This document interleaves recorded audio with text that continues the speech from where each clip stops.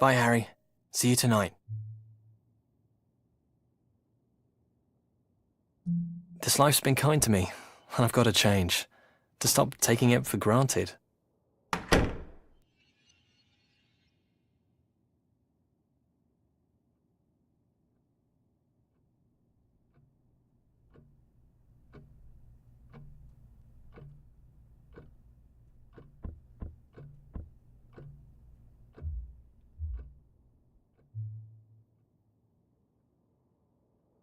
The stairs are better for me.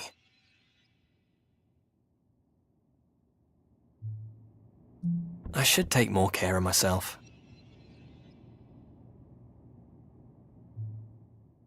Little bits of exercise are better than an occasional hour.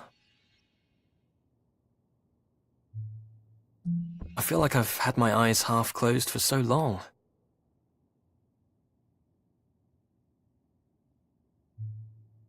Just drifting through the days.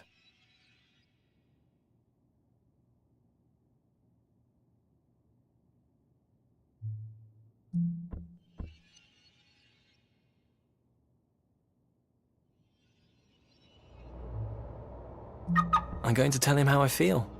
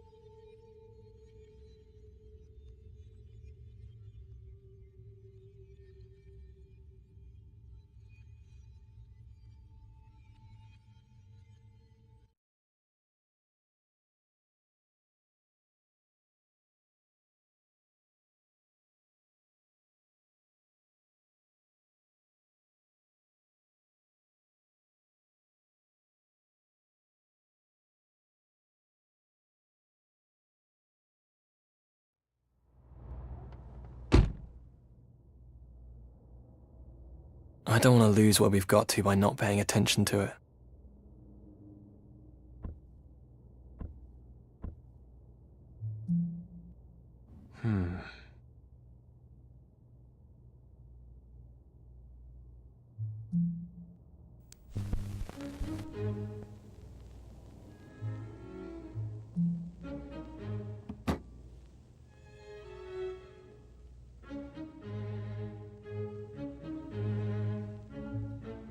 Some routine is good, sure.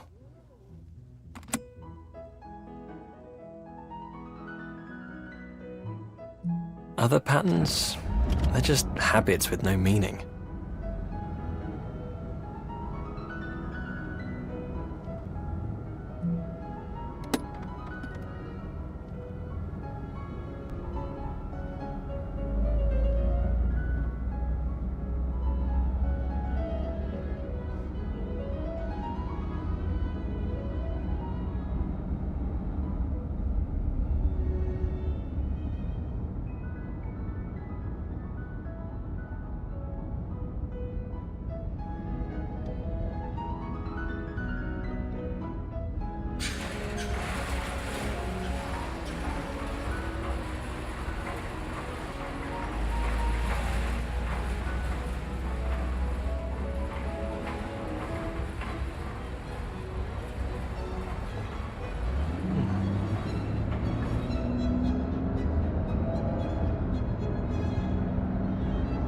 I should have paid more attention to the small stuff, not locked on to avoiding everything that matters.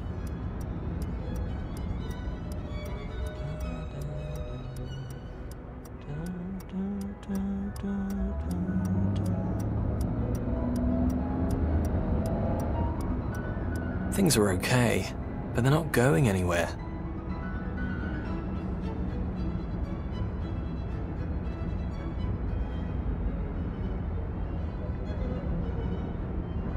I don't want to lose him.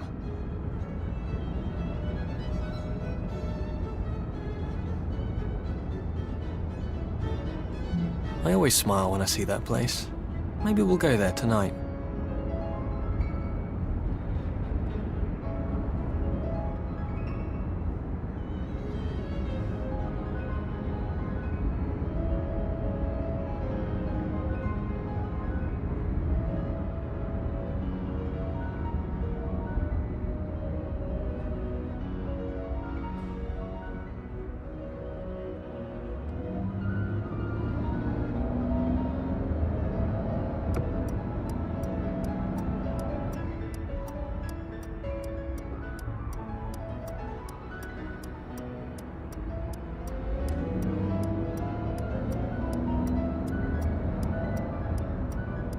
Maybe we'll go feed the ducks this weekend. I love the way they walk.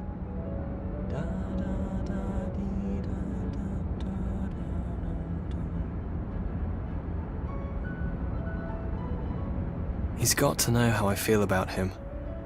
I love him so much.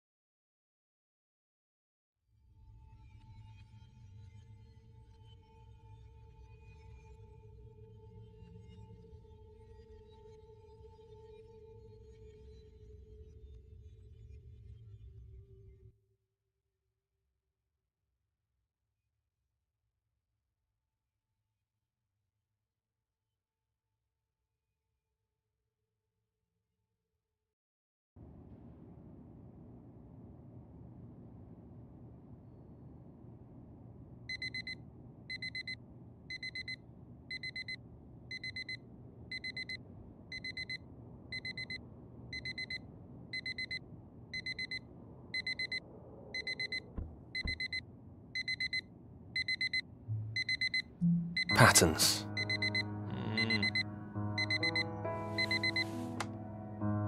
The same start again. The same alarm tone that Harry can sleep through.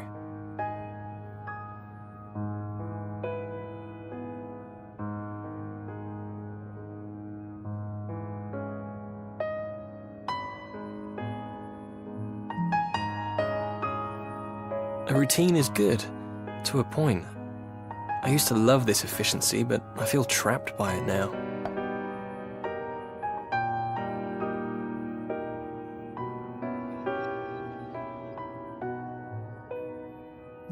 I feel like I've barely glanced at this picture for years. I love it as much as when I first saw it.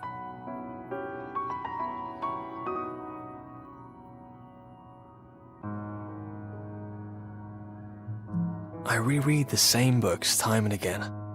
It's comforting, I guess.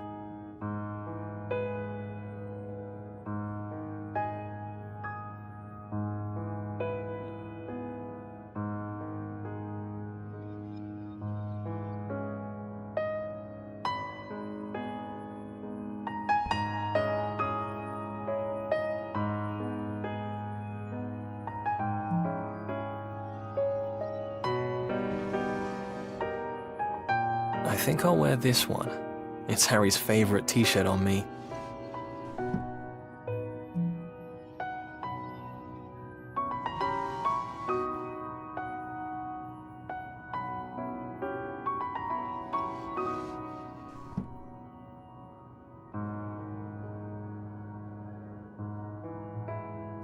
It's good to have reference points in your life, some patterns. I don't want my life with Harry to change, but it will happen if I don't take control.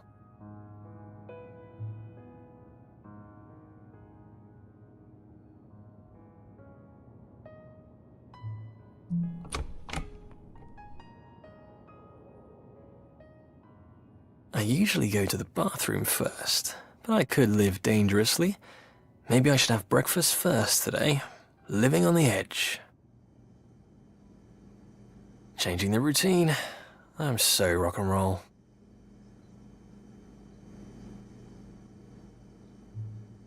Tea.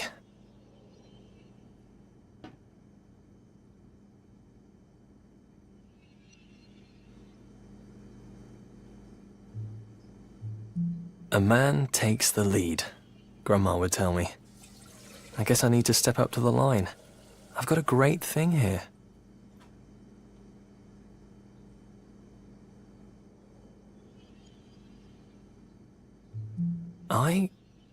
I should ask Harry to marry me. I doubt that was what she meant about taking the lead. Marriage.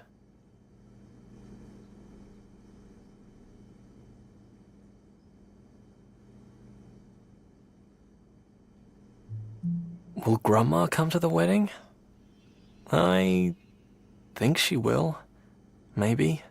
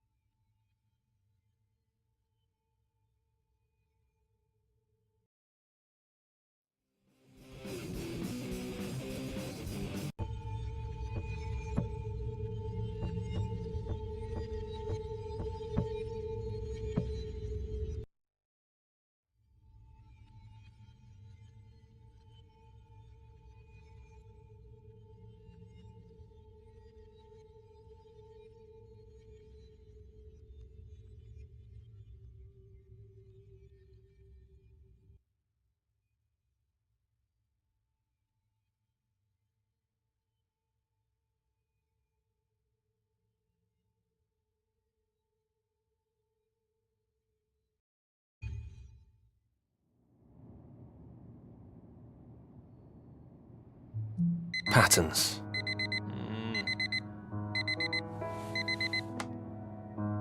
The same start again.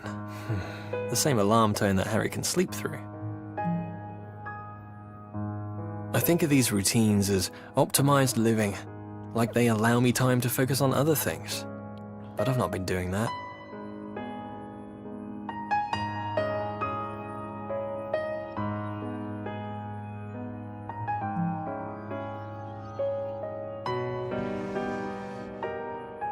Harry likes me in this t-shirt.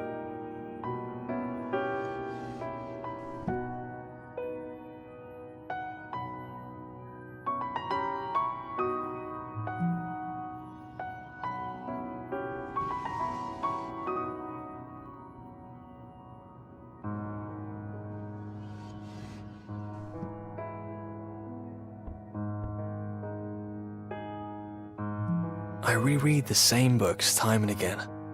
It's comforting, I guess.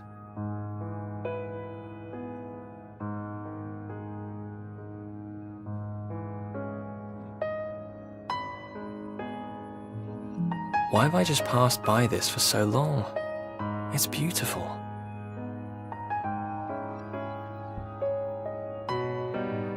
It's good to have reference points in your life, some patterns. I don't want my life with Harry to change, but it will happen if I don't take control.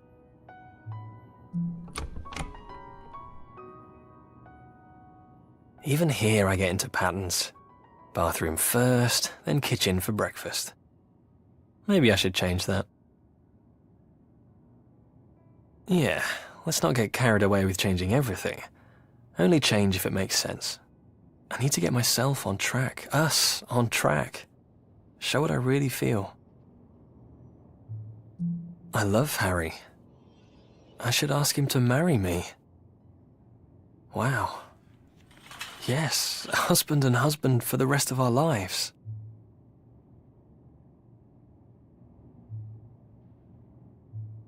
Back when I was at uni and dating Sarah, it didn't feel this way. That was love too, but this, with Harry, I finally get what all the love songs are about.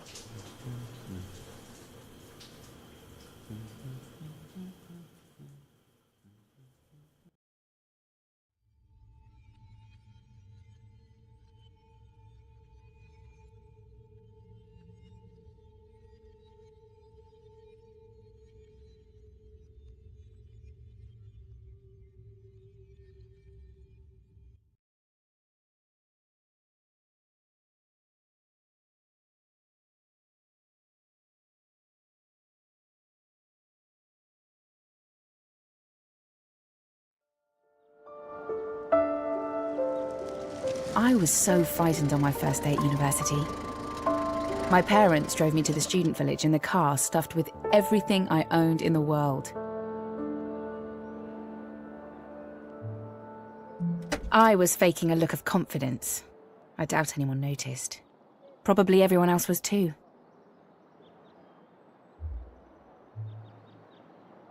Paul, my mum's boyfriend, always liked Will.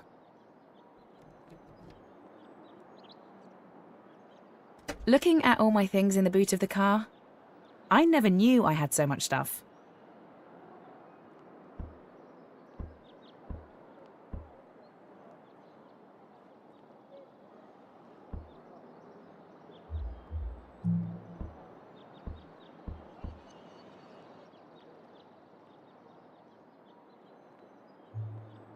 I went inside first.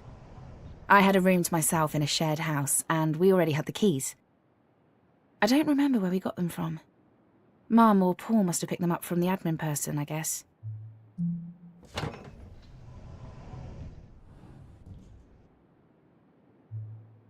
I felt butterflies in my stomach when I walked into my dorm room for the first time. I was really nervous, and I didn't think about how Mum and Paul felt leaving me there. It was scary for me, but must have been... I don't know. I suppose I'll understand someday what it's like to say goodbye to your child. When they left that day, they would be going home to an empty house, you know?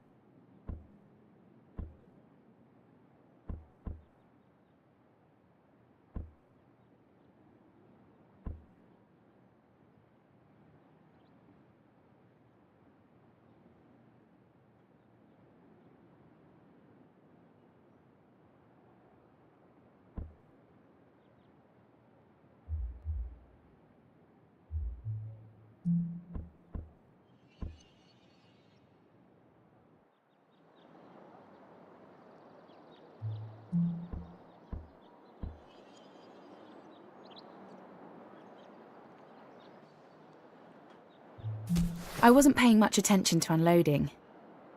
My room had a really thin nylon carpet and the cheapest mattress the university could find, I think, and I didn't care at all. It was my own space.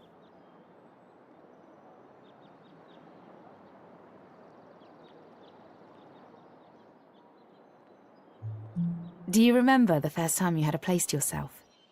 To be able to lock the door and really tell everyone to stay away, or to ask someone in? I think we all must feel the same.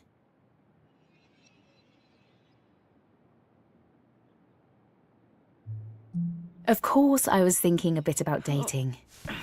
Everyone there was, I think.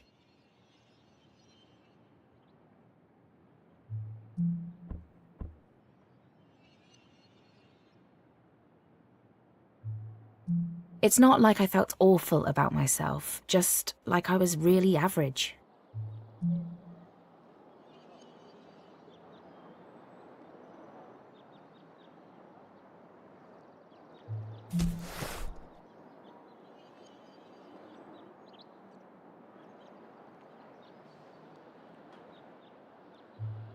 Actually, cute's the right word.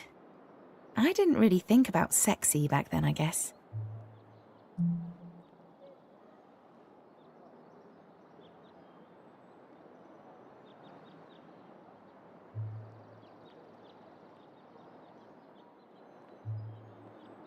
It's funny to think back, like this, now.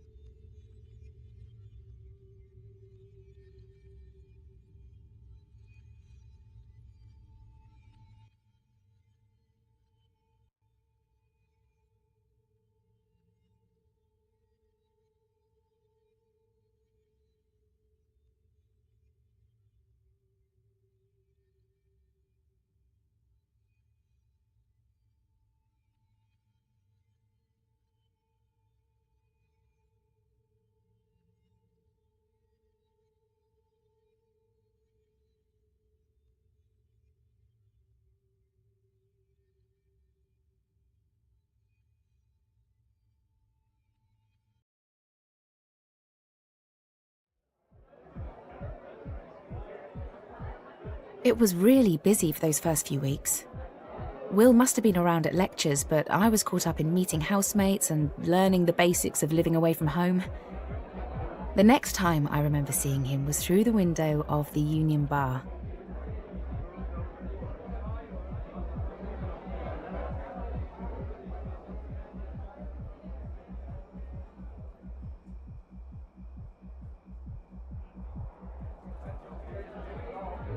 I recognised him then from the first day, and I remembered liking how he'd look back at me then.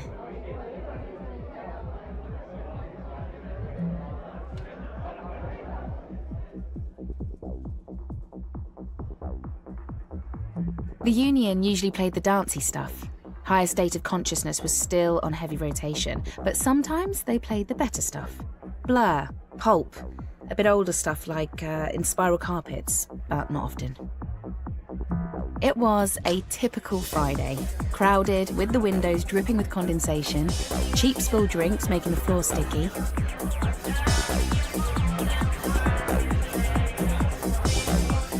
I guess I set my sights on him that night. I was determined to at least talk to him.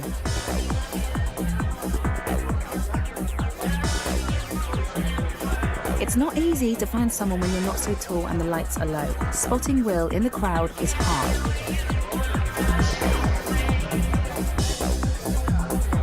It had only been a few weeks, but I felt like a new woman already. Or I was on my way, at least.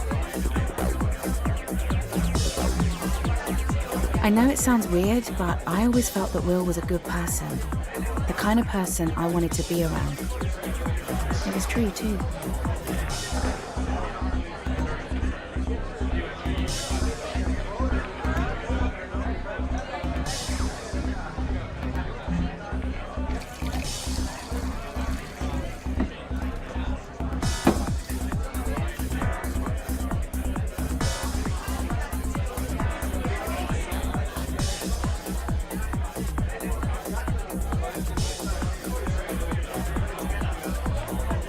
Considering it was the first thing I ever said to him, it's funny that I have no idea what the conversation was about that I butted into. I don't think there was any doubt about my intentions.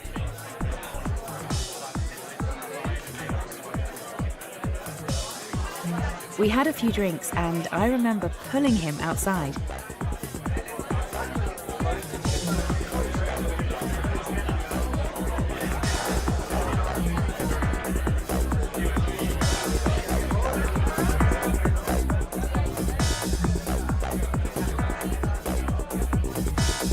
I could feel my heart racing, that excitement of anticipation.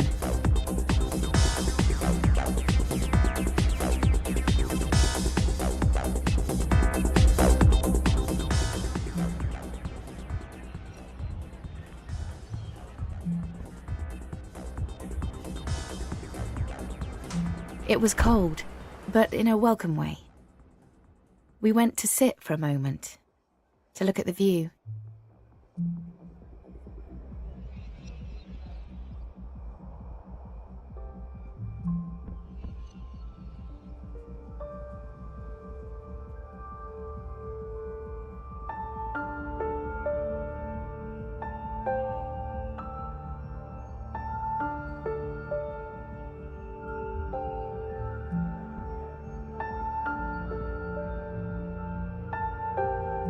And that was when he first kissed me.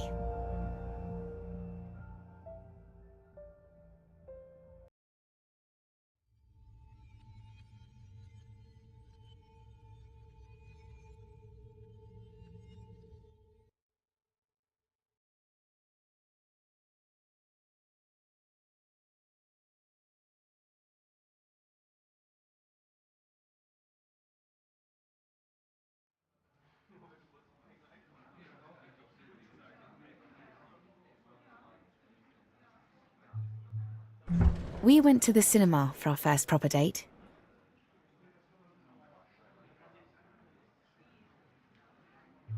We sat at the back, kind of a cliche really. There's that pressure for back row liaisons, you know?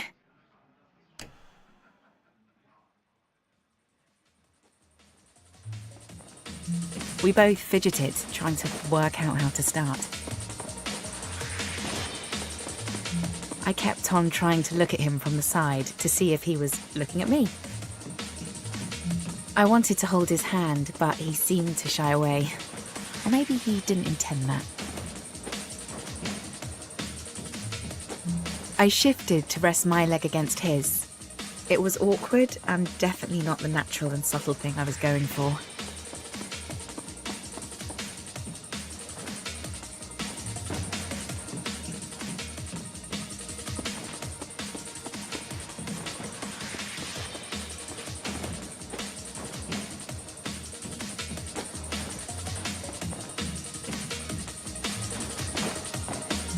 We ignored the film, pretty much.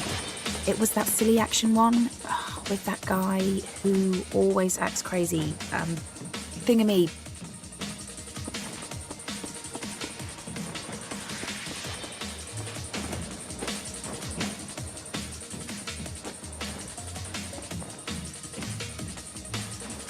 It was like everything else faded out.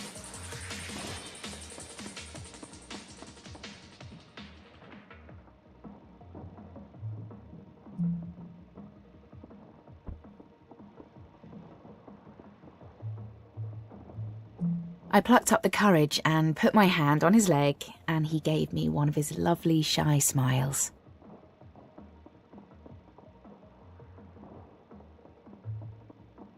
He reached out and gently brushed my cheek with his hand, guiding my face to his. He closed his eyes and kissed me, placing his lips softly onto mine. We locked our fingers together and watched the rest of the film. We didn't let go until ages after we left the cinema. As we were going, though, I had this weird, prescient feeling. I could feel I was falling in love fast for the first time, but it was so strong, it would end. Will always gave the impression of confidence, like he always had a grand plan. I wish I knew if he saw that end coming too, like I felt it was. I don't know if that would have made how it went any easier.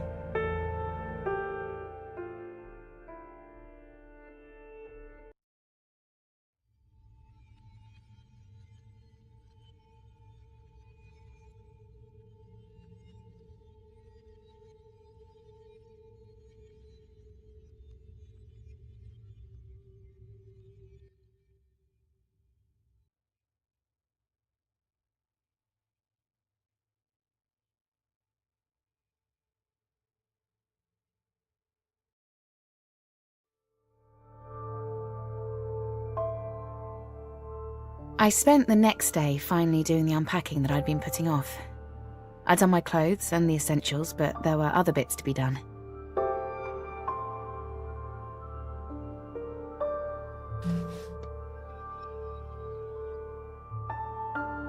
I'd packed loads of my old books. Nothing really related to uni, I just liked having them nearby.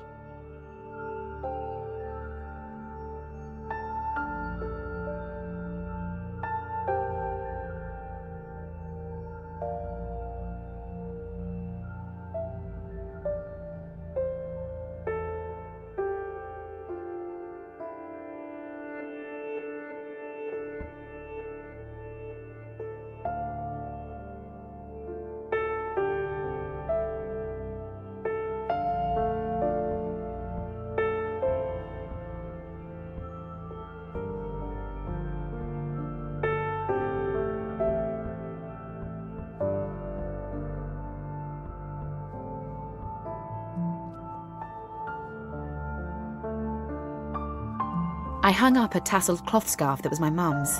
She's a bit of a hippie. When I was born, someone from my mum's work gave me a toy bunny. I know it's silly, but it makes me happy. It wasn't always easy with my biological dad leaving, but Mum and I, and my brother Andy, we had fun. My bunny makes me remember that. There were some candles my mum had given me. Will was coming over later that week and I was falling for him, so I thought I'd make it more cosy in there. Is it weird to tell you this?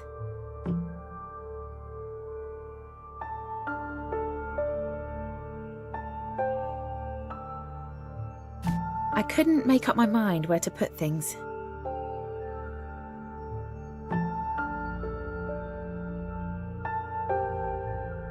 It shouldn't have mattered so much, but I wanted the place to look nice.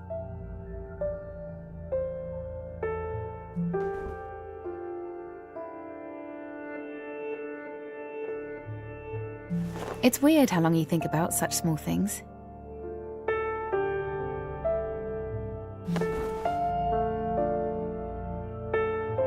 The little choices are important. I guess it didn't make any difference really, but I was happy when I was sure I'd got it right. I wanted to feel comfortable when Will came over. Will and I, it felt like a Romeo and Juliet kind of thing, and just as likely to burn us both as to make us happy. But what a lovely way to burn.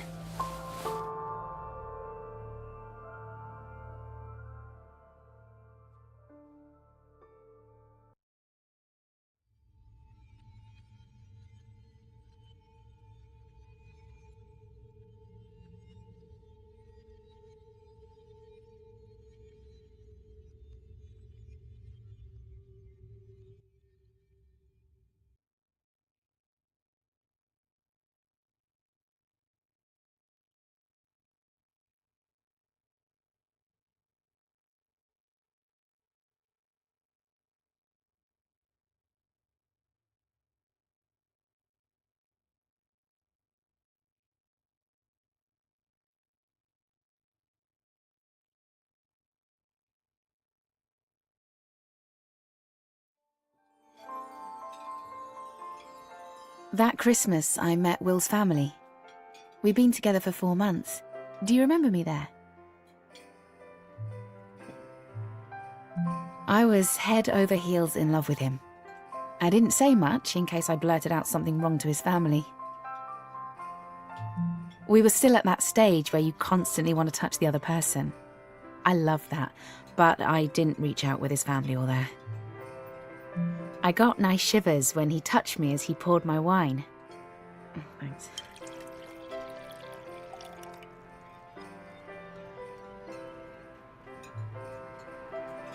It was a really nice meal, and we all got on okay.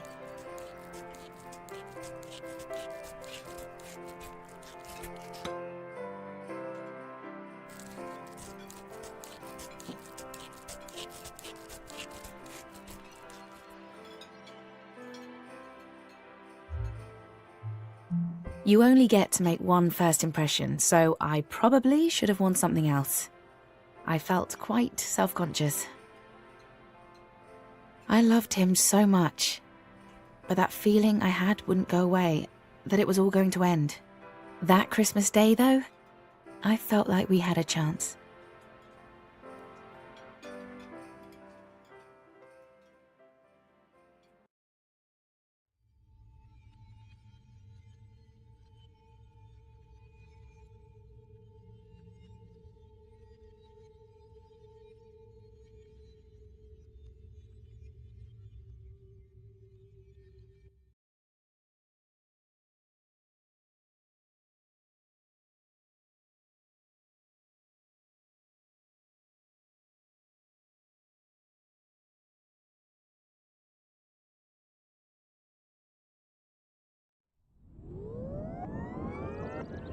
Things were going well, but over the months, I felt the relationship changing.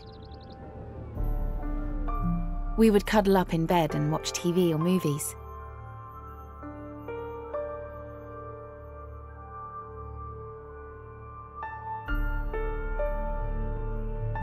There was a transgender character on Coronation Street. We talked about that for a long time. I'm straight and hadn't really thought about my sexuality. It was just what I was. Will was just who he was too. It's funny to tell you this now, but I was never jealous of Harry. You'd think I would be, but I loved Will so much. I just wanted him to be happy. I could feel the end of it all shaping up, but we had good times anyway. Though sometimes lonely, in a weird way. It felt like we were the only people in the world. Maybe I didn't mind Will getting closer to Harry because it felt like our own love was too much for two people. We were all, Will, Harry and me, studying on the same English degree. There was a spark between Will and Harry, that much was obvious. I didn't feel jealous. I know that sounds weird, but I liked seeing Will happy, and Harry made him feel that way.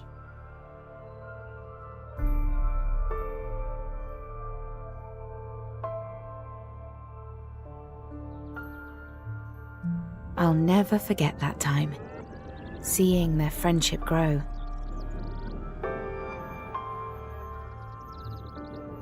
As the months went by, we went out less. We would go out to meet up with Harry and a couple of other friends, but it was mostly just Will and me. It still makes me smile, thinking of that room and those days. We would listen to music as we fell asleep. Most of my music was on CD, but I also had a tape recording I'd made of a Billie Holiday record, scratches and all. Vinyl had that warm sound you don't get now. Wonderful as we drifted off. Then the tape mechanism would click at the end and wake me up.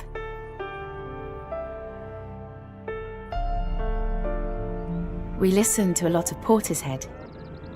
Even now when I listen to them, I remember being back in that room, in his arms. It might seem odd to you, but it was my suggestion.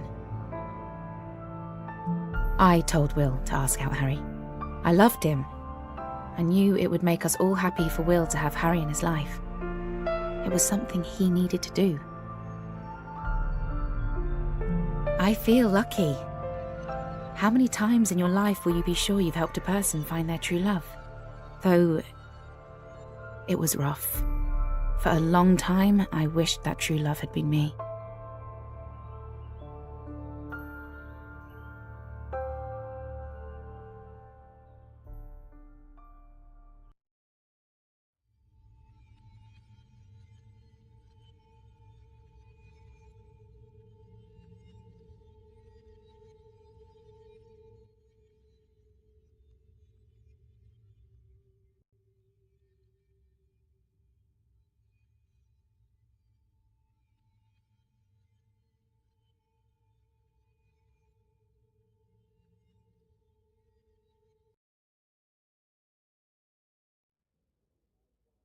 Let me paint a picture for you of the end. Will had been seeing both me and Harry at the same time for about 6 months. I can see you think that sounds weird, but it really wasn't. We were all open, safe, and honest about it. The picture. It was in the basement of the Royal Oak in October. You could still smoke in pubs back then, and the faint smell was always there. The tables were dark, heavy wood. The stone floor smelled slightly of disinfectant.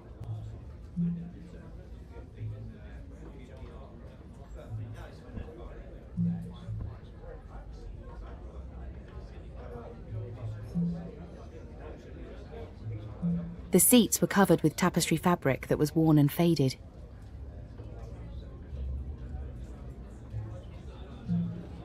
I knew what I was going to say to Will. Before I went to university, a friend asked me what love is.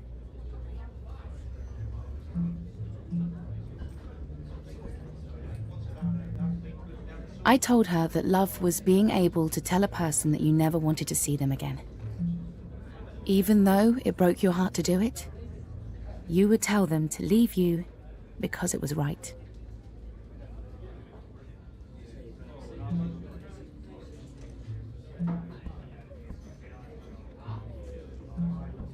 I was quite happy with that answer. Like love was something from a Shakespearean tragedy.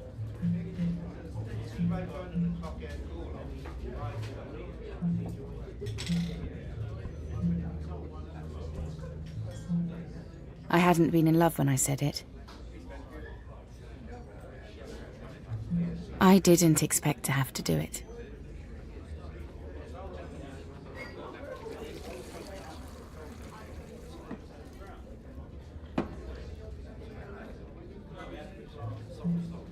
I didn't expect to be right.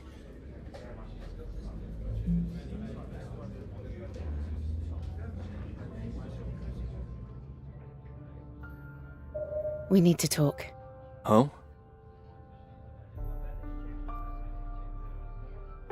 This needs to change. You mean us? I feel like I'm getting in your way. You're not. This is good. It is good. Good enough. Are you happy with me? I'm happy with you. I love you, but this isn't about me. I love you too. I want to be with you. I know. But that doesn't mean you should be. Is this it? Can I do anything differently?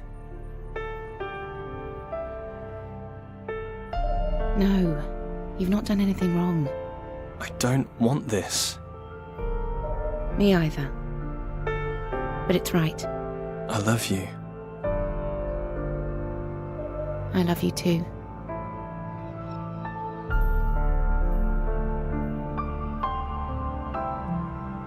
I was so in love. I can't tell you how much it hurt to let him go. I never forgot him. Love doesn't just stop. I still carry those memories of our time together with me, like a polished stone in my pocket. It feels so real, like I can really hold it in my hands. I cherish the memory of that time we had. I've never loved anyone like that again.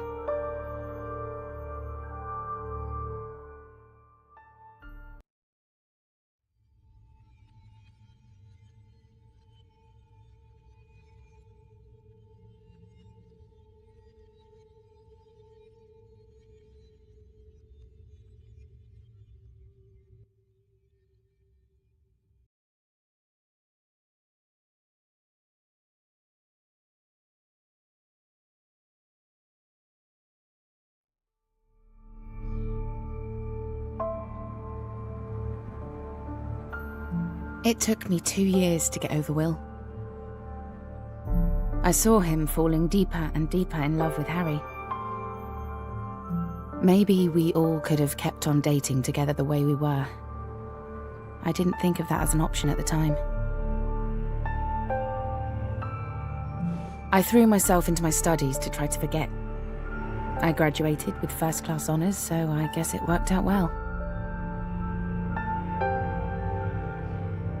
I never really forgot that feeling of love for Will, but eventually I dated again and fell in love again.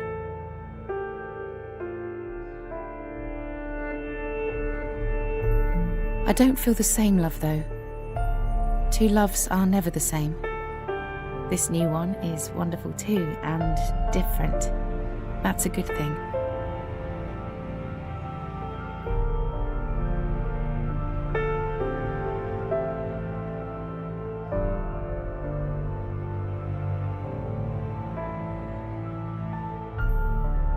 The way I loved Will and he loved me was something special. Not forever, but perfect anyway.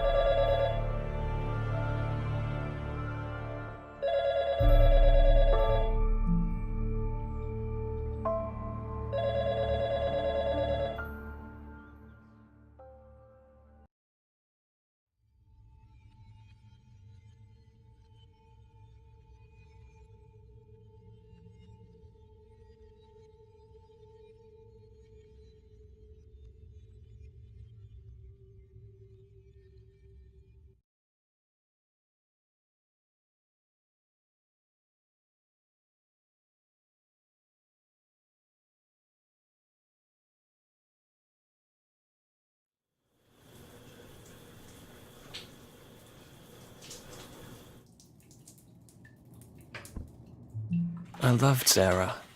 I still do, but not the same as I did then. We go for drinks a few times a year. She's wonderful. It's easy to see why we dated. The breakup was hard for me, but worse for Sarah. Would it have been easier for her if Harry was a woman instead? Actually, knowing Sarah, probably not. It wasn't about that.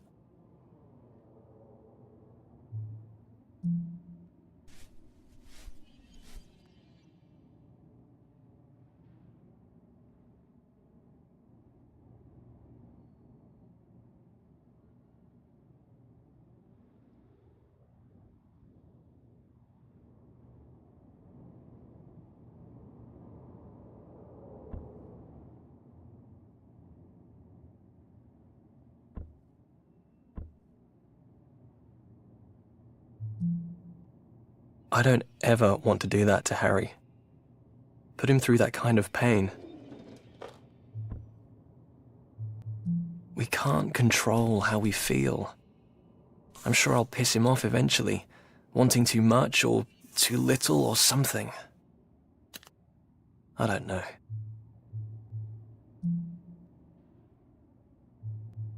Attraction isn't a switch.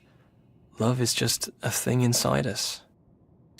I still fancy other people, of course. Everyone does.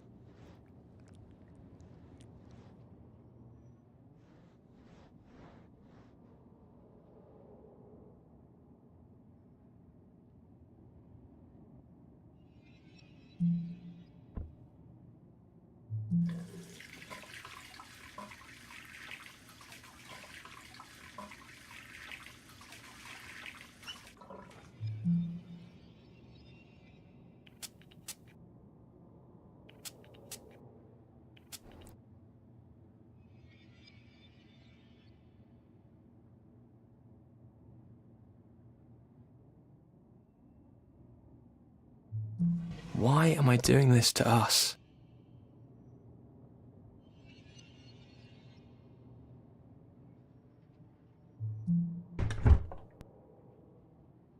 He'd be an idiot to marry me.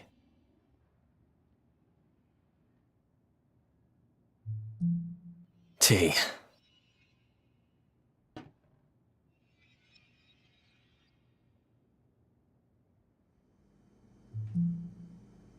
Tea solves everything, if you believe my grandma.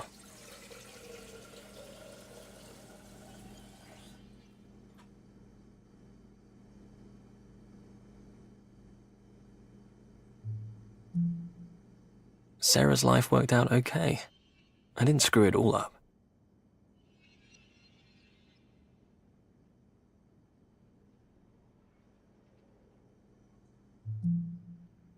Maybe I should leave Harry before it's too late for him. Grandma would have told me to man up.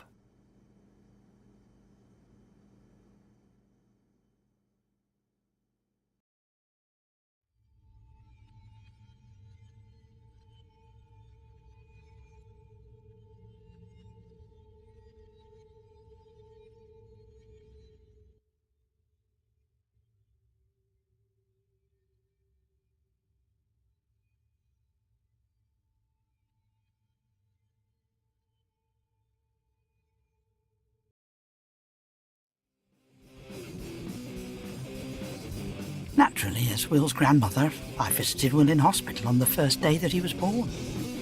James, Will's father, handed him to me, wrapped in a little blue blanket. I'll never forget that moment. He was such a handsome baby. James ran 3 London pubs in the 1980s, of that punk sort.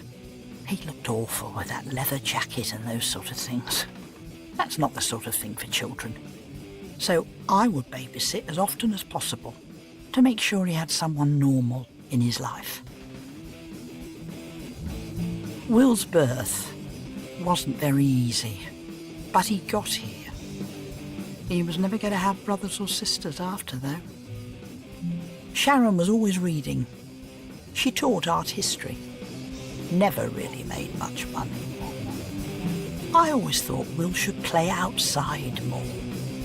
He preferred making up stories, even back then. James and Sharon both loved so-called music, and there was always something playing around Will. I thought it was an awful racket, personally, but there's no accounting for tastes. I turned it off when I was babysitting. Will's mother is an American, Sharon. They met through James's pubs. She took Will away to America for 3 years, when she and James split up. They got back together again, though.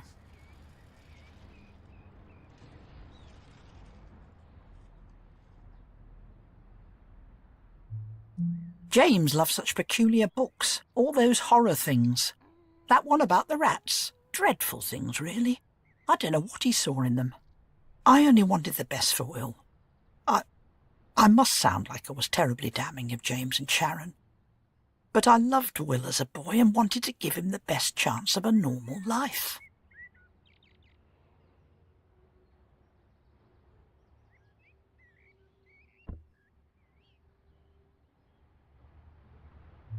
I remember that night because Will had been unusually quiet all evening.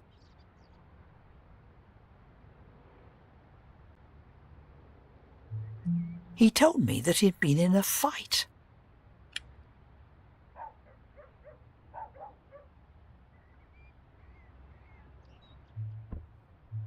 It started because a boy had been picking on a girl, calling her names because of her dark skin.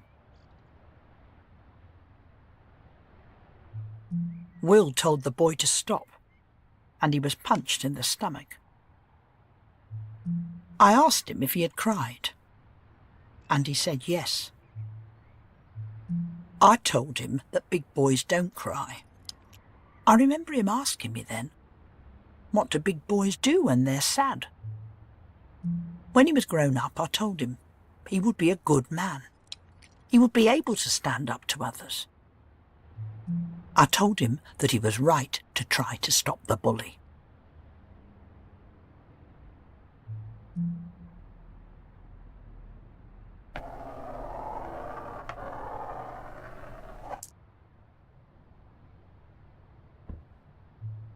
Now I think about it, I don't think he was very comforted.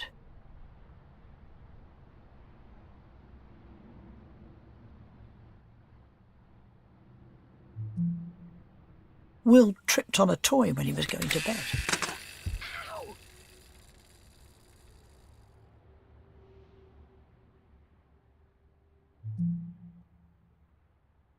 I remember carrying him.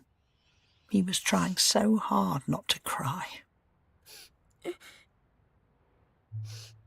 He was so small in my arms.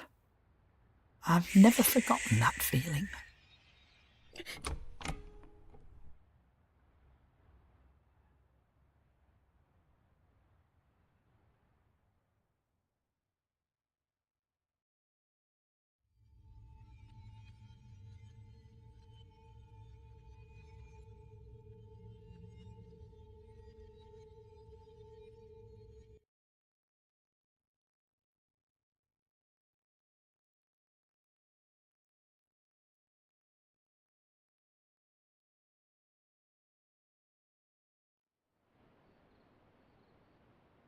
I have so many little memories making up our lives together. It's odd what sticks with you, though.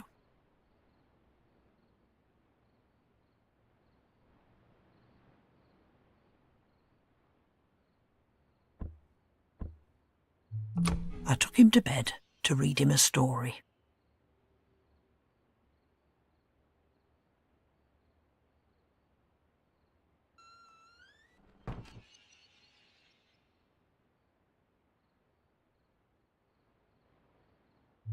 Sharon kept on buying him books of ghost stories. He always wanted me to read him those, but he never slept properly after, I think. He would never settle properly until I had checked the room for ghosts.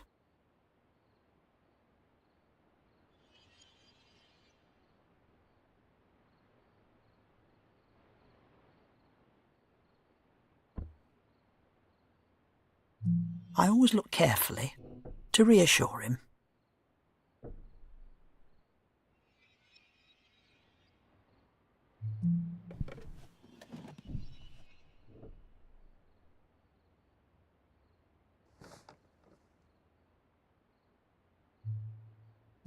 I remember that night clearly. I remember promising him that I would always protect him, no matter whatever happened. Of course, he was thinking of ghosts still, but maybe I knew then that his life wasn't going to be so easy.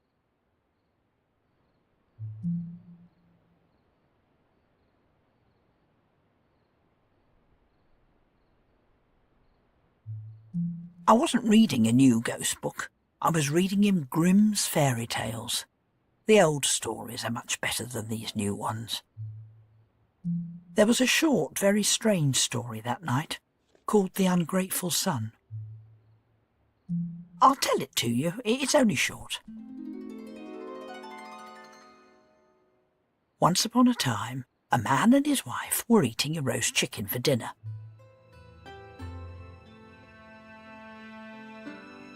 When the man saw his father, a very old man, walking along the road towards them, the man didn't want to share his chicken, so he hid it out of sight. The man's father arrived, bid them good day, and continued on his way.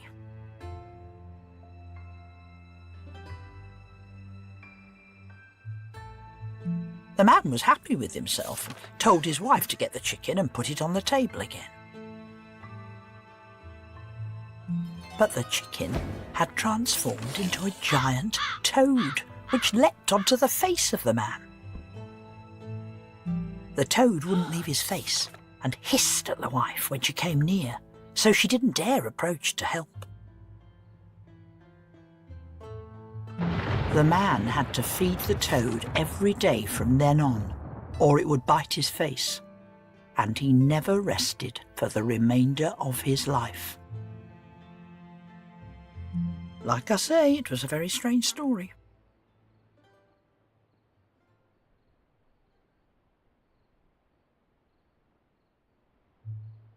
Will was asleep before I finished it, which was probably a good thing.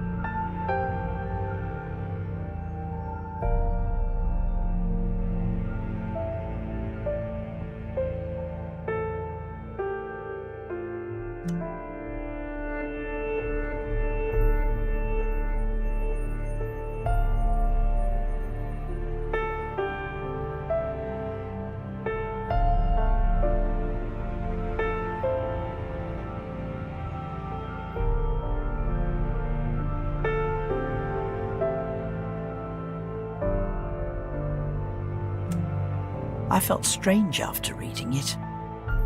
I wondered about whether I really could keep him safe. I knew I would do my best to help him find his place in the world. Any other grandmother would try to do the same. I could still see him sleeping there now, like it was only yesterday.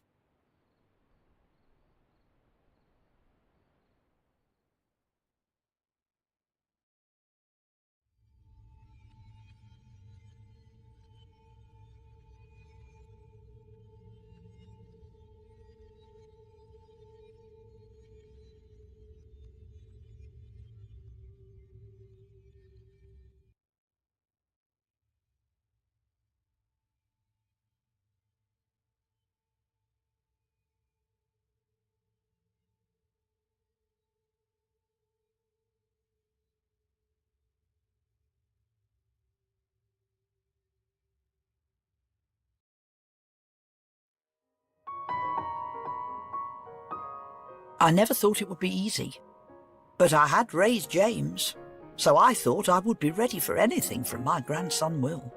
The world changes so quickly.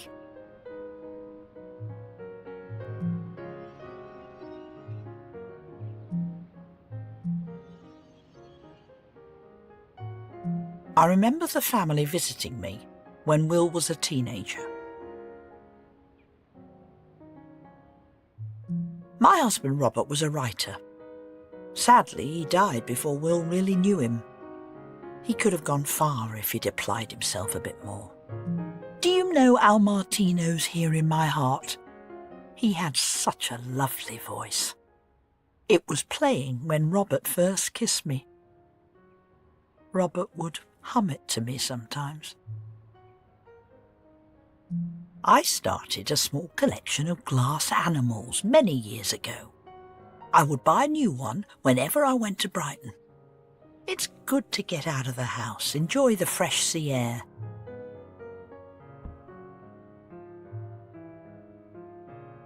I went to visit family in New Zealand after James left home. It was a very long trip. I could only make it once. It's such a shame to be so distant from family. Back then, Diana had just done that interview, and so we were all waiting for the divorce. There was no way we thought that they could stay together. People seem to believe that all us old folk want to talk about is the weather, so I started the conversation. I think it's sad. She was bullied into all of this from the beginning.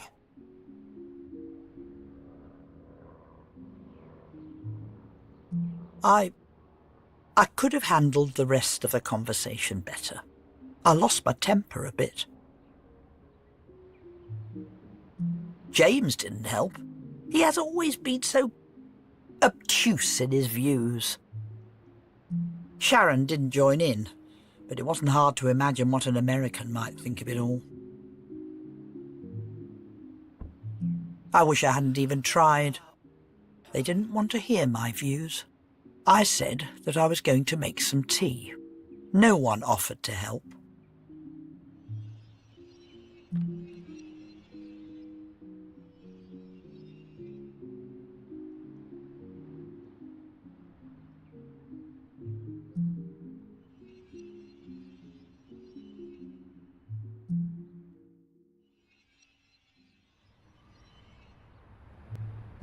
I didn't really want tea. I don't think they wanted it either. But I needed to do something.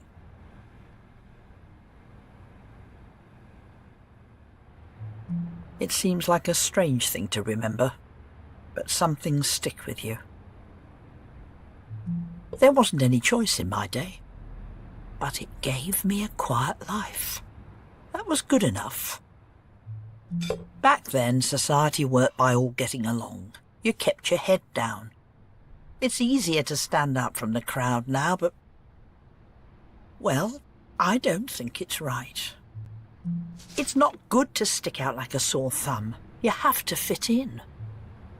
James and Sharon were both adults, but Will, I was scared for him. He had all these views about things, and it was dangerous.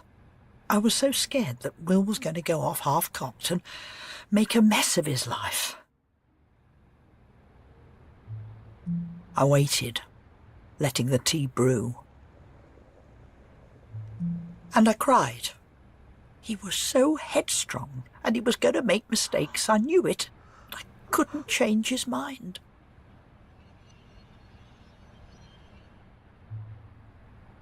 I knew something had been broken that day between Will and I.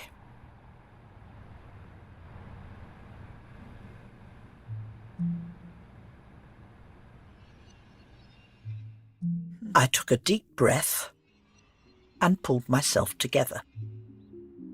It's not the done thing to let others see you get upset.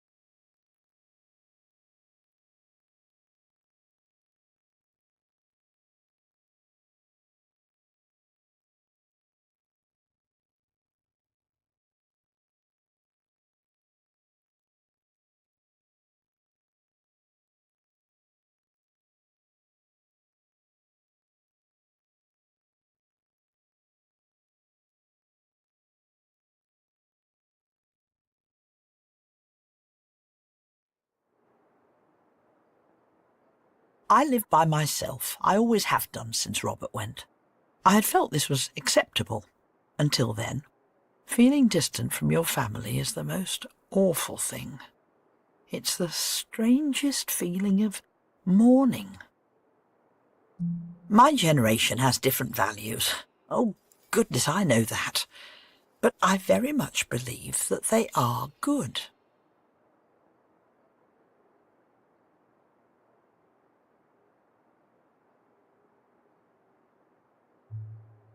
I wasn't prepared to accept that Will wasn't going to talk to me anymore.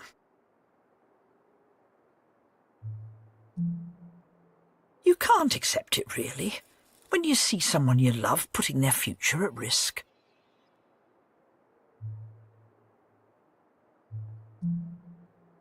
Those views, liberalism and such like, I knew he would change his mind as he got older. But before he changed, what damage would he do to his options?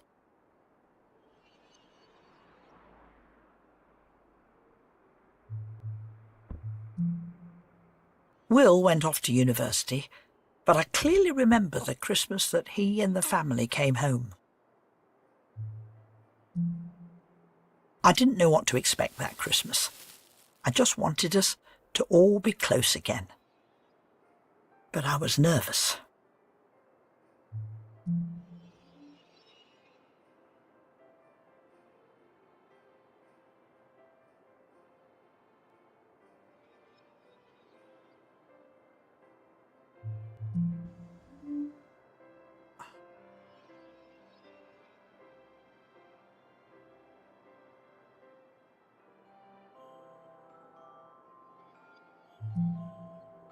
I tried to keep in touch with friends. Of course, there was no email or that sort of thing back then. There's nothing like a real letter now, though. I was down in the dumps, to be honest. It was good to keep busy, making the place look nice.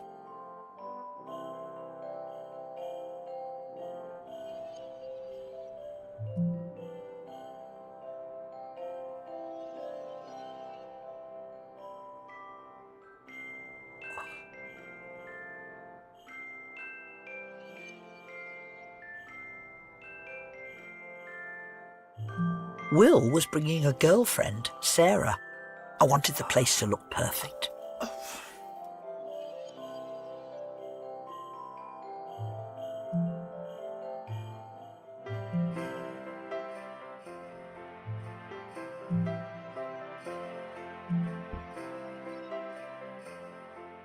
My family arrived just as the Christmas lunch was ready. It was perfect timing. Sarah seemed a little shy, but she was lovely. She told us about her university courses and was thoroughly charming. I hadn't seen Will since he left. I wanted him to understand I wanted the best for him. I always wanted that, no matter if he disagreed with me. James is like his father, really. A wonderful boy. But I do wish he would apply himself more. I mentioned that Sharon took Will away for 3 years to America once, didn't I? Yes, I think I did. He was only 10. I missed so many important years.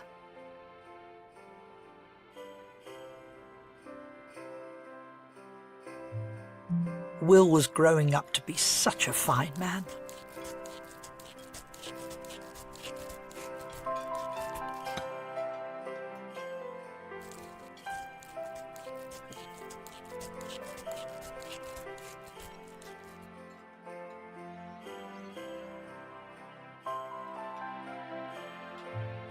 He doted on Sarah.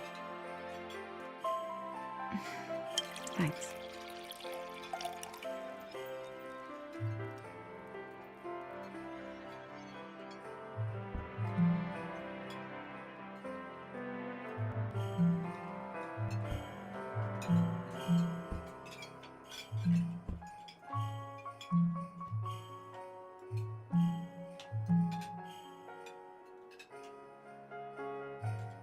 I felt so proud of Will. He was becoming the man I had hoped he would be. Sarah seemed like such a lovely match for him. He would have a happy, normal life. But that was the last time I saw her.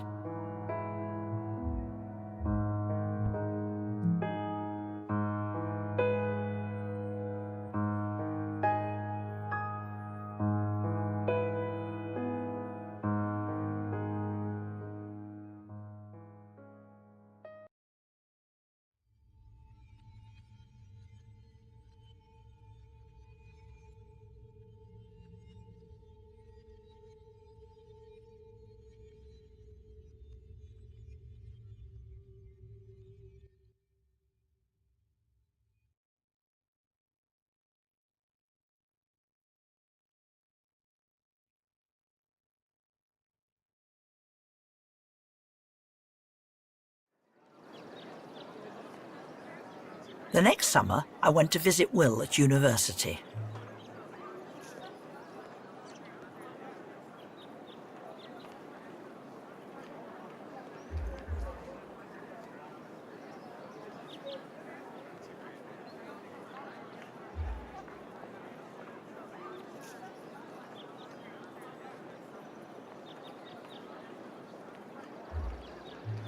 I always like to arrive on time. It's just polite. So I had left plenty of time for the drive down to see him.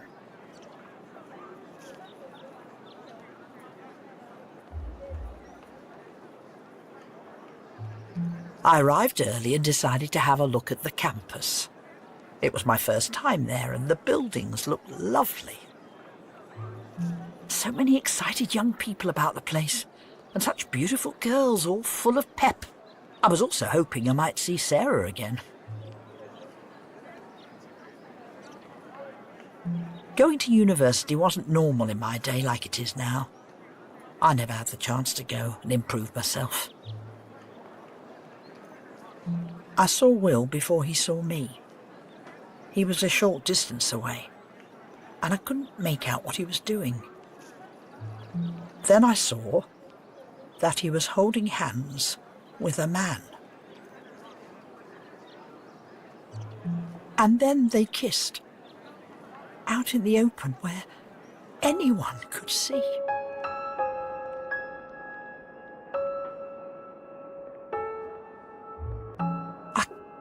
couldn't believe it.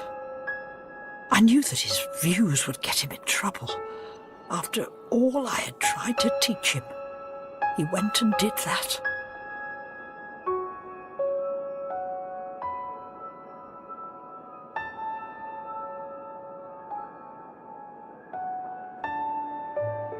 I left right away.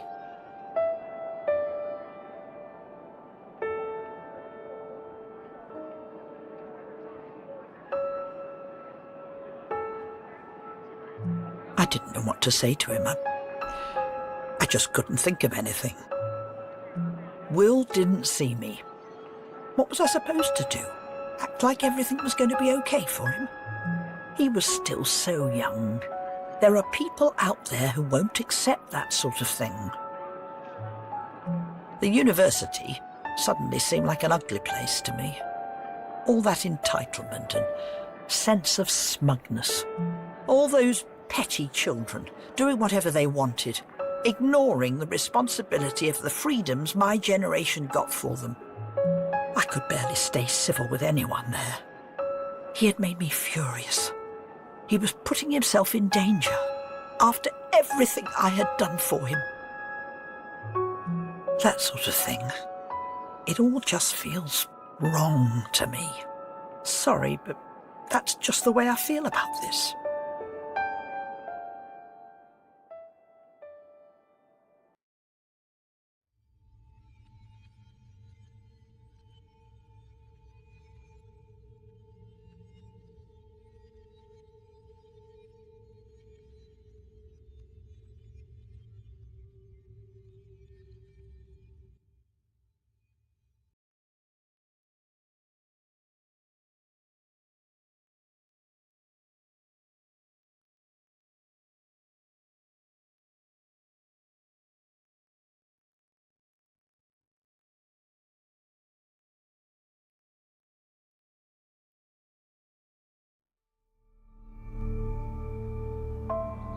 I barely saw Will for the next few years. I couldn't bring myself to talk to him. Looking back, it was silly.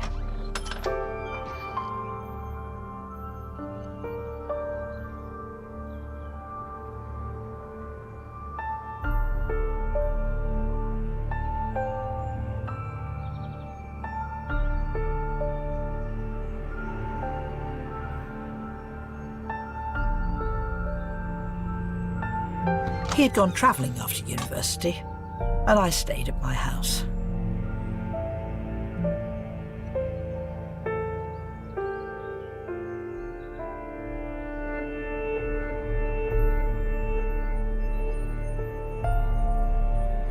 I said that my husband Robert had died when Will was young, didn't I?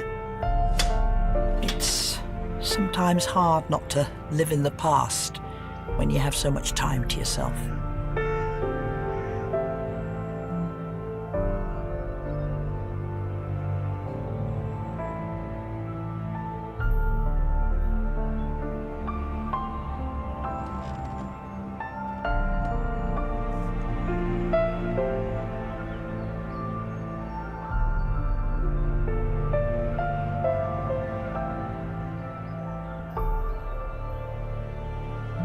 I had such hopes for Will, and all the things that he would be when he was a man. He probably never really understood how much I loved him when he was growing up.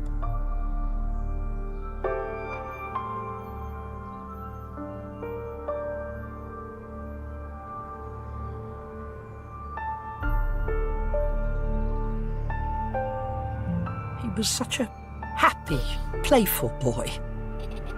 And then he changed.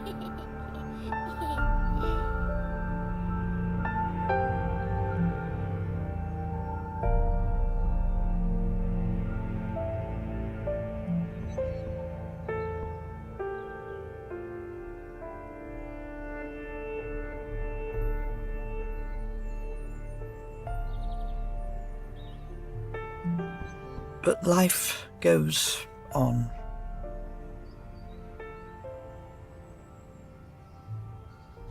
I was working in the garden. Things go wild if you leave them too long.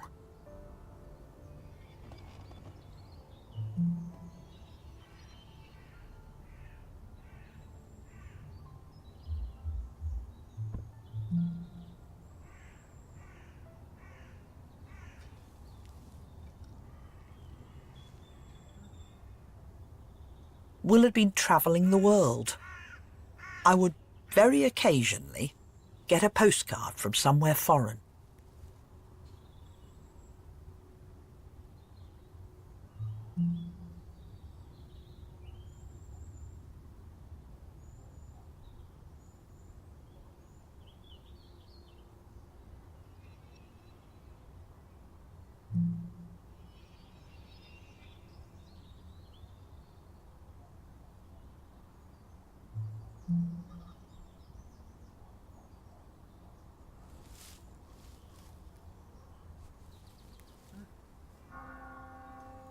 This was before he went into the travel journalism.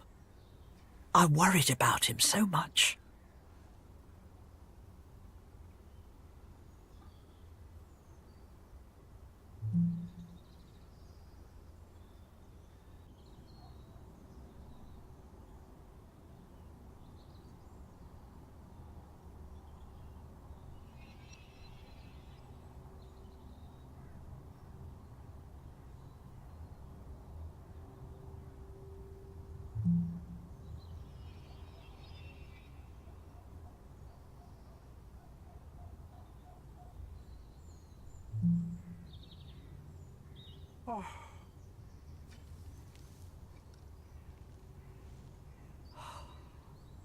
He never seemed to want to settle back then.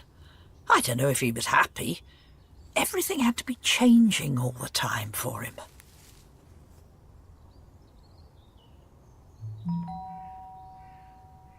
Just as I was finishing reading, the doorbell rang.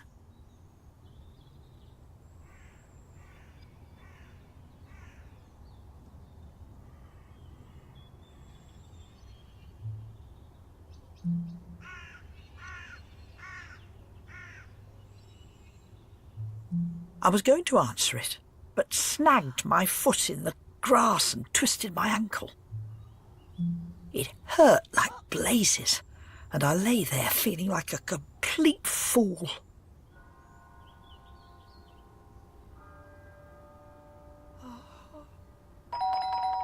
There was no way I was going to be able to stand. But the doorbell had gone again. I called out for help.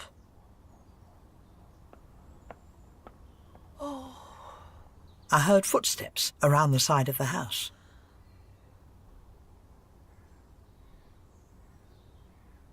Will had come to visit after coming back from travelling.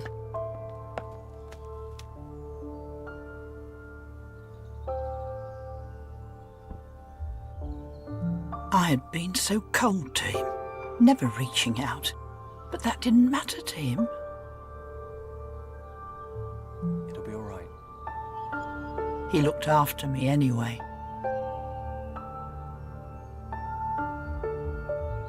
I saw, inside the man he was, the same kind boy that I knew. I don't claim that I'll ever fully be able to approve of some things. Let's get you inside. I didn't teach him to forgive, but thank goodness he learnt that by himself. I'd been so distracted by just one part of him. I didn't see that he was the best sort of man possible. Kind, strong, and loving. He was even kind to a fool like me. I'll never forget that.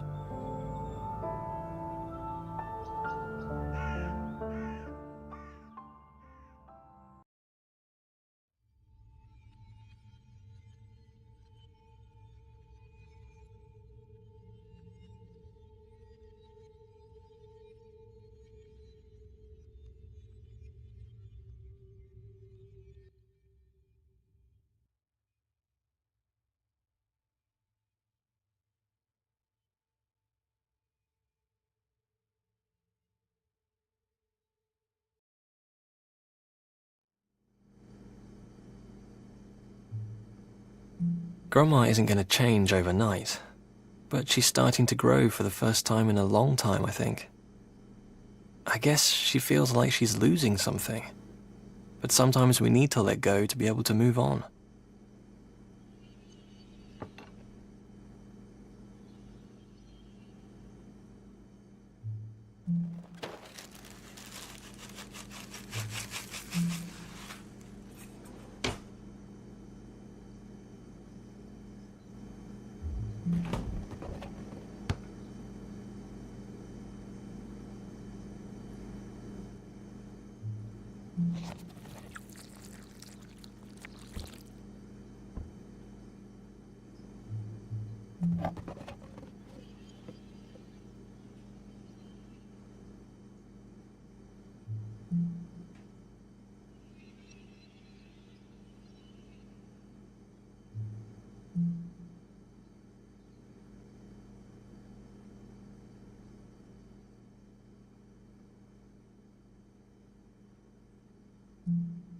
I'm a person massively in love. Feeling so much is scary, but I know it's right. I needed to grow too, so I could accept just how much Harry means to me. I held back with Sarah. Maybe we were just too young, but Harry, he makes me feel free. It was only my fear that made me feel trapped.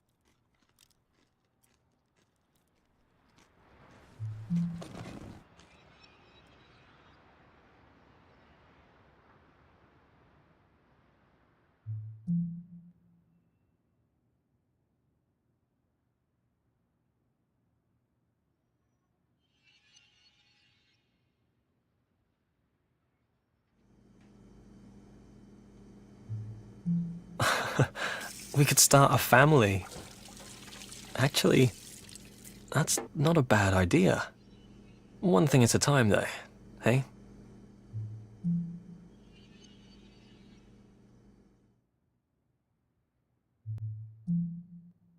He's never said he wants this, as such.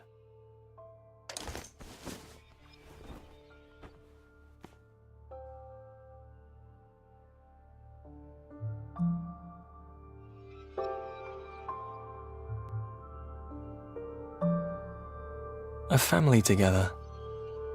I think I'd like that.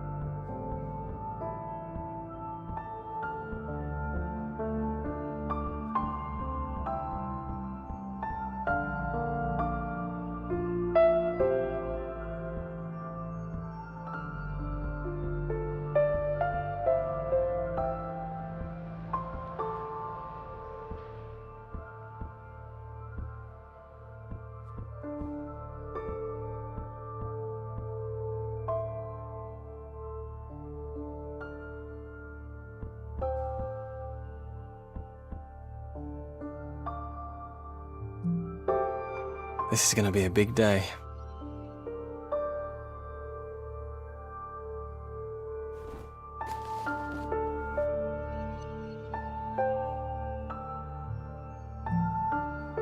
I'll need these.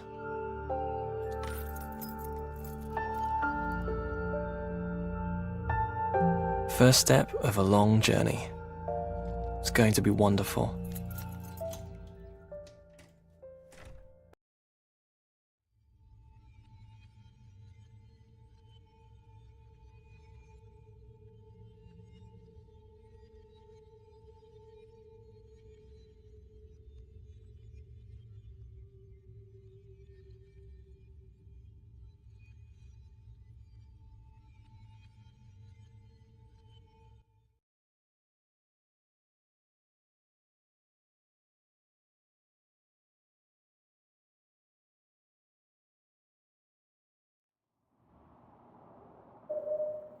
Bye, Harry.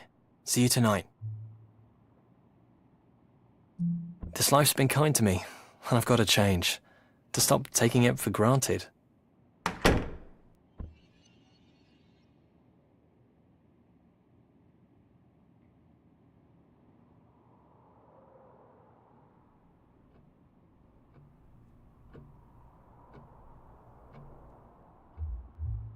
The stairs are better for me.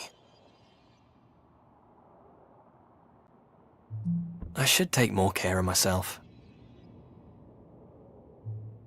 Little bits of exercise are better than an occasional hour.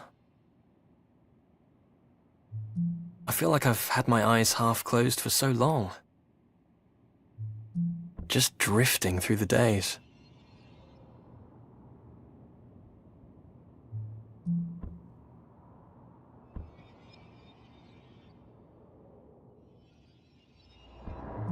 I'm going to tell him how I feel.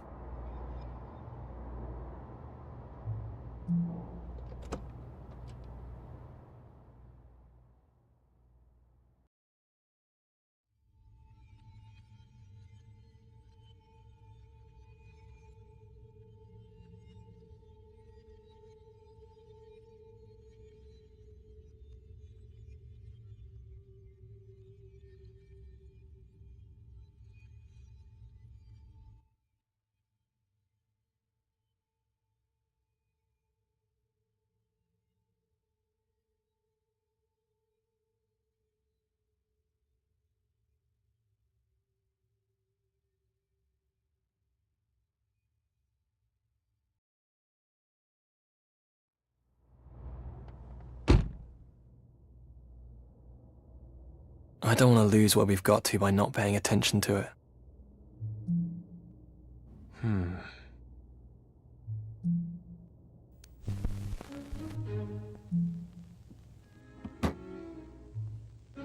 Some routine is good, sure.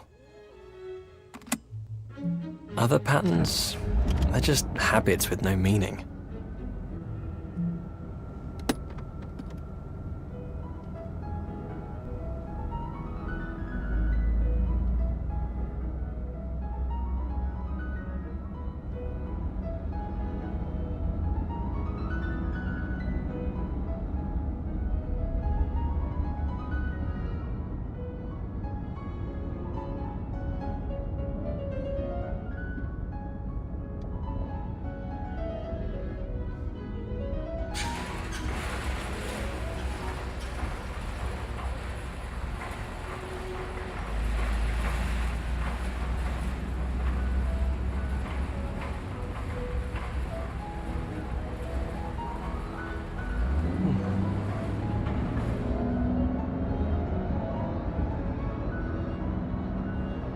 I should have paid more attention to the small stuff, not locked on to avoiding everything that matters.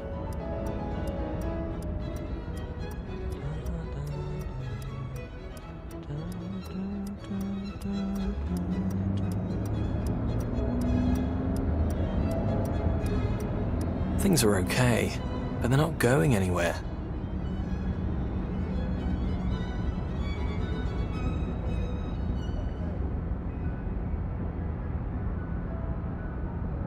I don't want to lose him.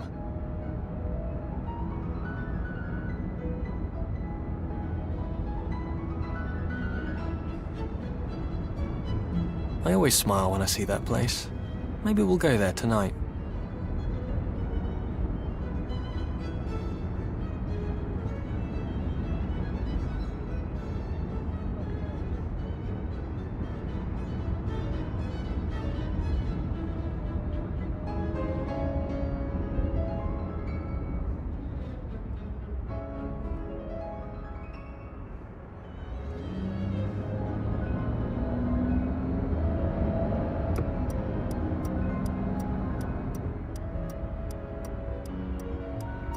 Maybe we'll go feed the ducks this weekend. I love the way they walk.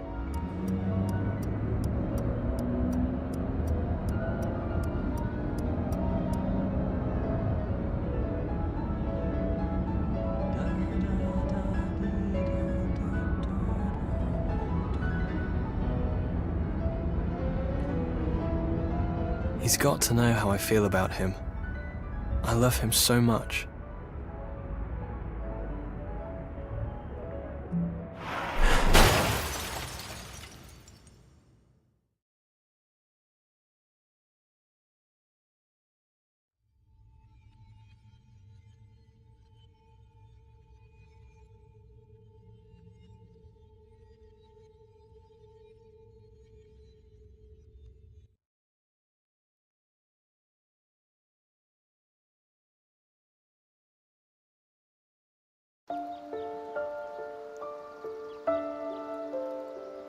We loved to feed the ducks on a Sunday. We worked all through the week, and Saturdays we were too tired to do much, but Sundays were our time.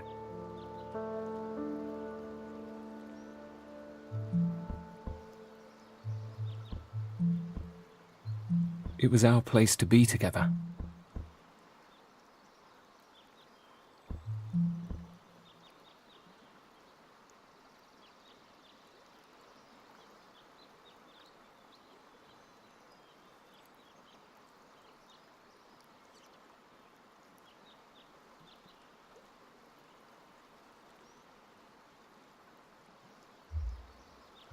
It was the end of the summer, but we went there even in the winter. It was out in the open. We felt free there. This whole place makes me think of him.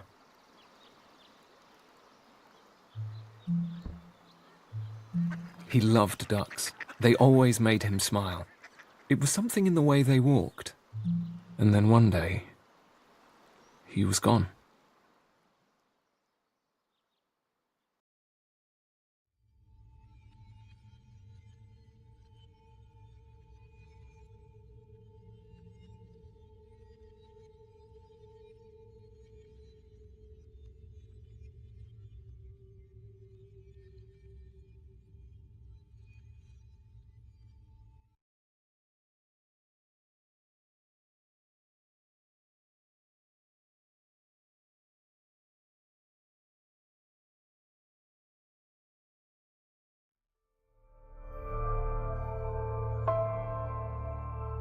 The crash investigators don't know whose fault it was. I just can't get myself to feel that it matters. He was driving, and now he's... They took him to hospital. Someone called me, but I don't remember who. And I don't remember how I got to the hospital. He was dead when I arrived.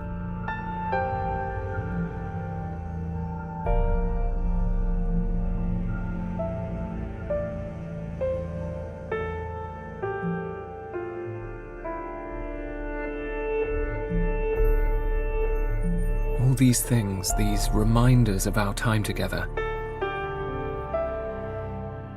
I never thought I'd be here, wanting them gone.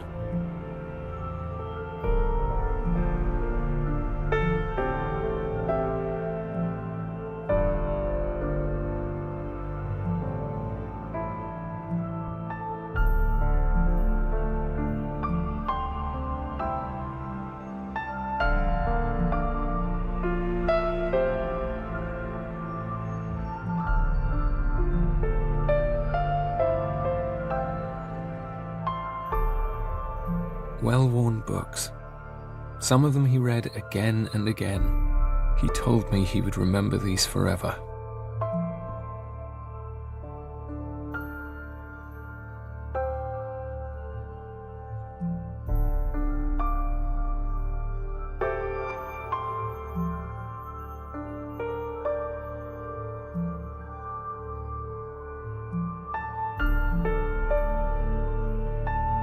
Such a small thing. A week after the crash, I was calm. Then I saw his toothbrush and knew I had to throw it away. And wept. Collapsed on the floor of the bathroom.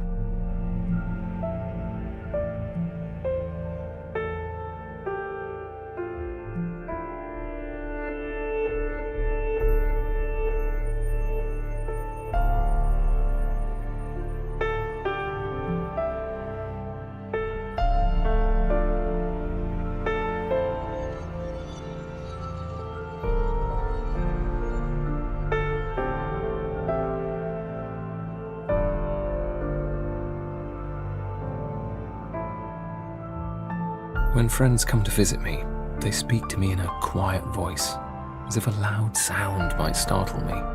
They ask about the missing objects. I say, I'm going for a minimalist look. They nod and give me a strained smile, but I know they don't believe me. They know the reminders hurt too much.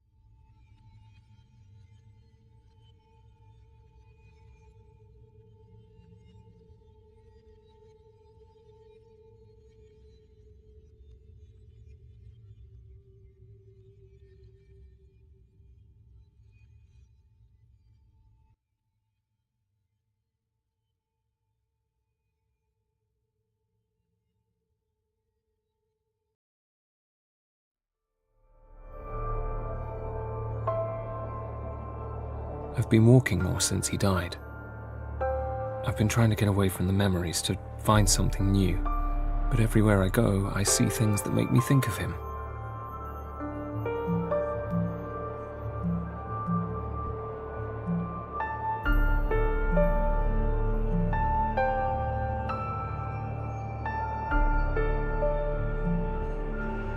I'm not ready to sit at a table for one yet, staring at an empty seat.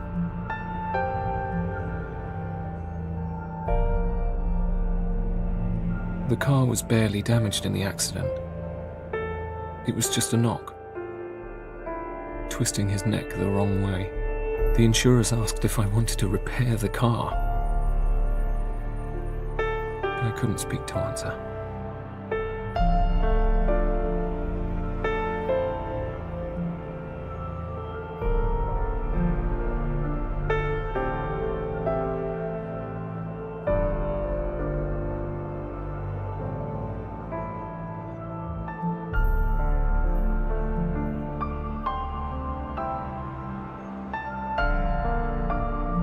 He used to do the dance from Singing in the Rain. He was terrible at it, but he liked making me laugh.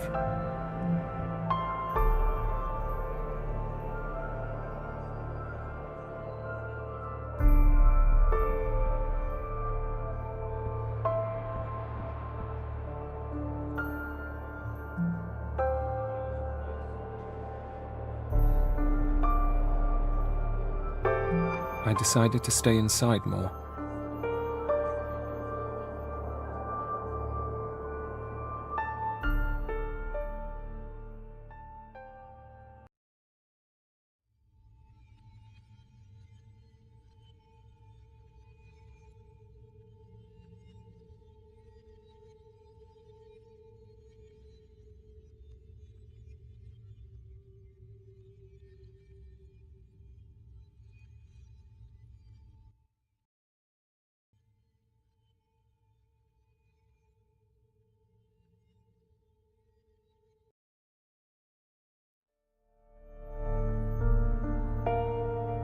keep to the inside.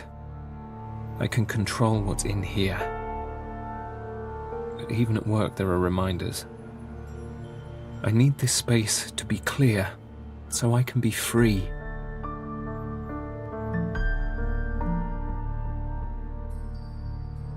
What would he want me to do? He'd want me to be happy, but I can't think of him yet. And I don't know if I'll ever be able to. Less clutter, less things that remind me of him. It's all got to go.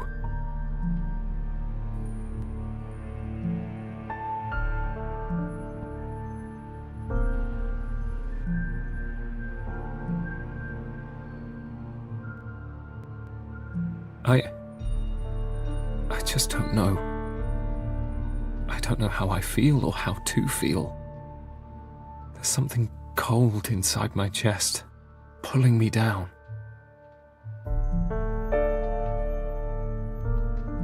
How are we supposed to go on? People talk about getting closure, but his story was only half written.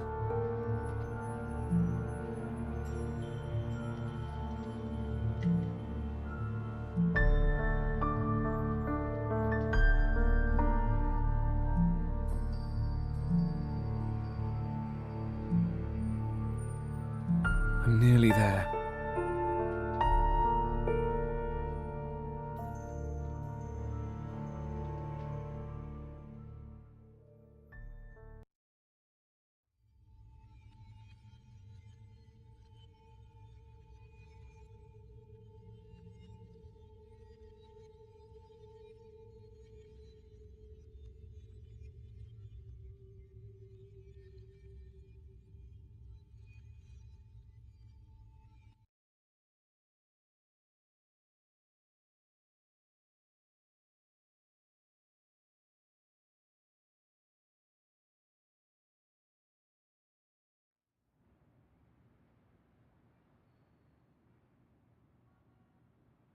It's all gone. He's gone.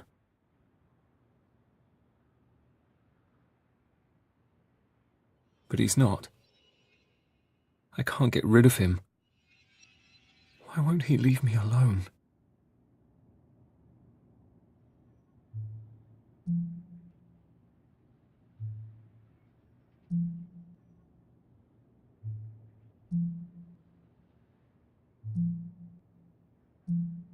I'm different now. He changed me. I feel the space he's left inside me. But it's okay. It's his shape. That's going to be part of me that I carry forever. Denying that would be killing him again.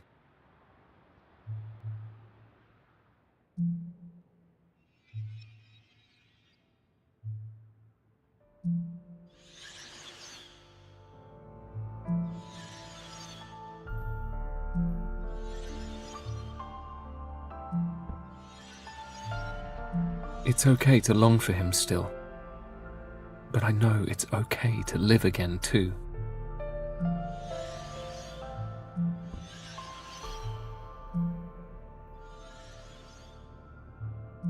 One short life together. That was all we got.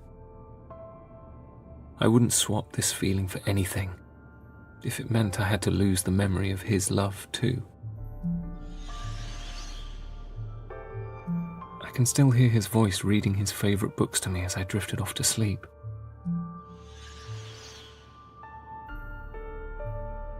He'd hug me now, laugh at me for crying, then probably burst into tears and start laughing at himself too.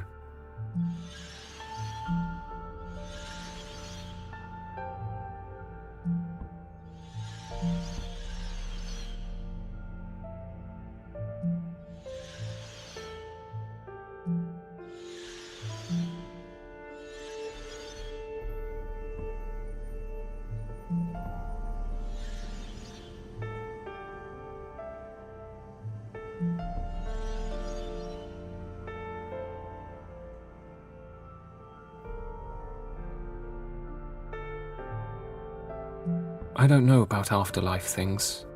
Maybe I'll see him again someday. Maybe I won't. It's enough to know part of him lives on with me.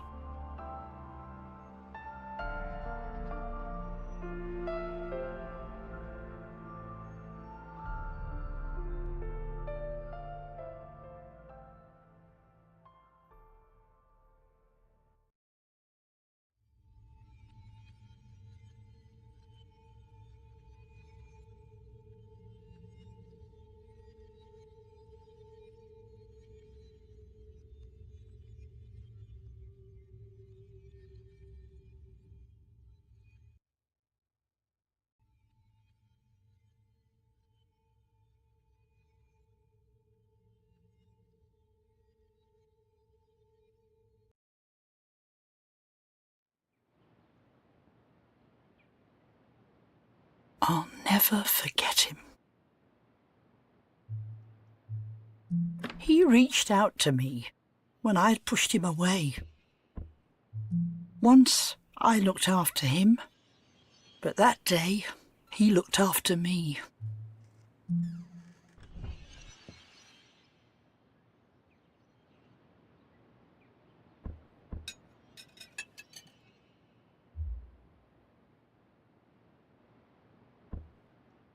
Everything was changing fast. He was changing too, becoming mature. He came to visit me often over the next few years. I saw things with him that I would never have dreamed of as a child. Okay, so this is the mouse.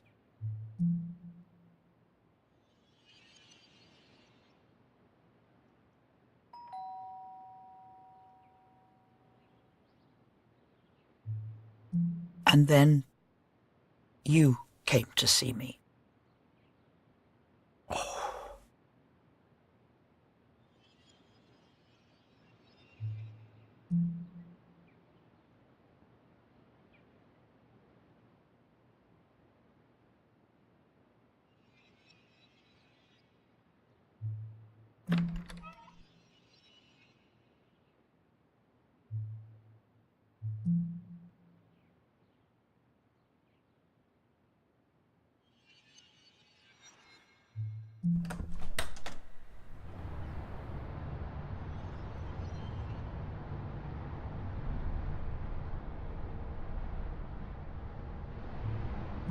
And then you told me what had happened.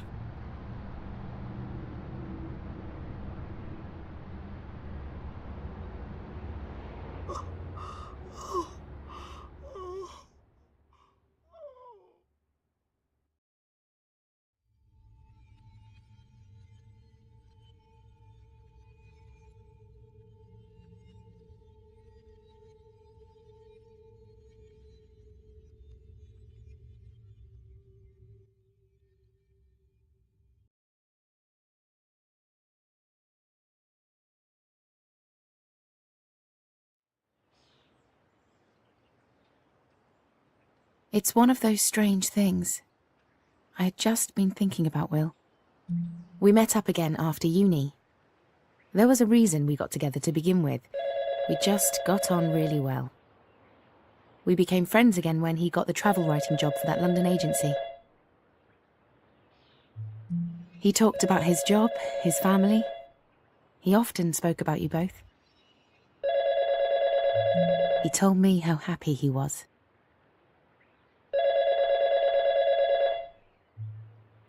And then you called me. Hello?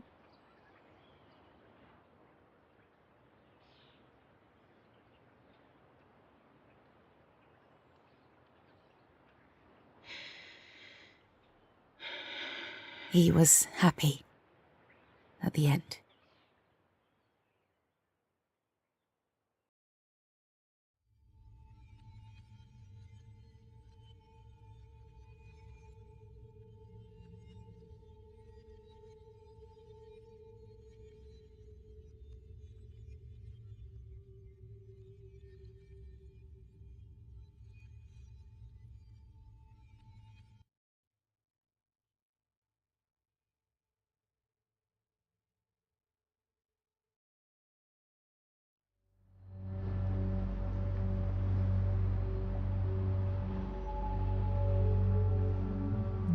He loved you both so much.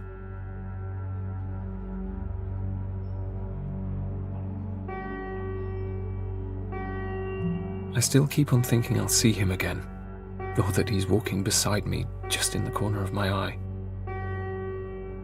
It's silly, really.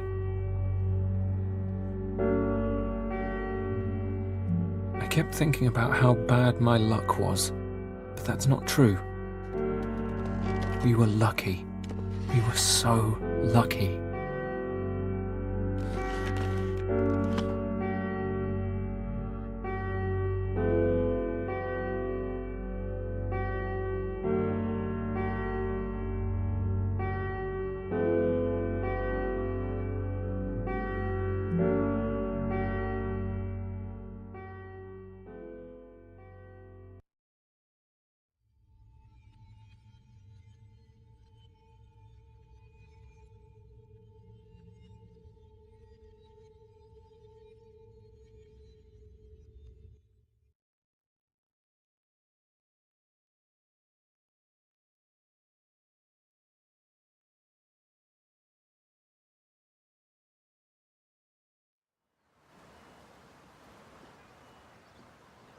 After we had talked, I went back to the park, to the place where Will and I had spent so much time together.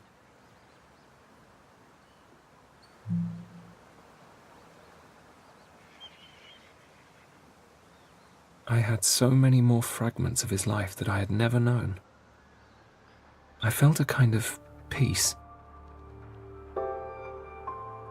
Talking with them, even without Will, I felt I wasn't so alone. They carry him with them too. I just needed to let myself see that. Sometimes we only get to spend a little time with the ones that we love the most. I wasn't ready to accept that. But this is my life now. Without him. I don't know if I'll love like that ever again. But to have felt it once, and to know that love is real, that's enough for me.